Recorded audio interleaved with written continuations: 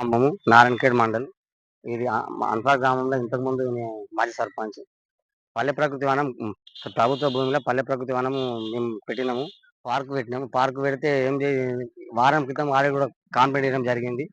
Complaint ఇస్తే కూడా ఎవరు దీన్ని పట్టించుకుంటలేరు. ఆర్డీఓకి ఇచ్చిన, ఎంఆర్ఓకి చెప్పిన, కలెక్టర్కి చెప్పిన, పంచాయత్ సెక్రటరీకి చెప్పిన, ఎంపీడీఓకి చెప్పిన, దీని ఎవరు పట్టించుకోవట్లేరు. కంప్లైంట్ ఇచ్చినాక అప్పటిదాకా బోర్డు ఉండే, పల్లె ప్రకృతి వనం బోర్డు ఉండే. మరి పార్క్ మంచిగా చెట్లు పెరుగుండే, 350 400 చెట్లు పెరుగుండే మంచిగా.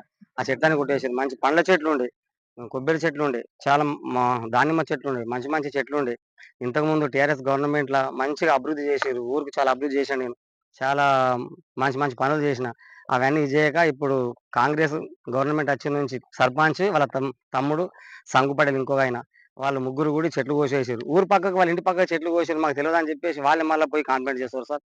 దీనికి అది మీరు గవర్నమెంట్ కూడా నేను చాలా ఇబ్బంది పడ్డా చెట్లు పెట్టడానికి. ఆర్డీఓ ఇచ్చింది నాకు. వాళ్ళు ఇంతకు ముందు కోర్టుల హైకోర్టులో పోయి పిటిషన్ ఇచ్చారు. పిటిషన్ ఇస్తే హైకోర్టు కూడా నాకు ఏమి ఇచ్చిందంటే చెప్పారు, గవర్నమెంట్ భూమి కదా మీరే పెట్టుకోపోండి చెట్లు అని చెప్పారు. హైకోర్టులో కూడా చెప్పారు, గ్రామ కంఠంలో మీ జాగ ఉండదు ఏముండదు అని చెప్పేసి. ఆల్రెడీ 28 గుంటల భూమి ఉంటే 12 గుంటల భూమి government already RDO, MRO, secretary వాళ్ళందరూ మాకు 12 గుంటలు మా అండవారు చేసి అందులో మంచి మంచి చెట్లు పెట్టినాం. పొద్దుమికంగానే ఇట్లా పెద్ద మనుషులు వచ్చి ఈడ చెట్ల కింద కూర్చుంటే మంచిగా ఆక్సిజన్ లాగా పార్క్ ఉందని చెప్పేసి అందరు ఇక్కడికి రావట్టారు.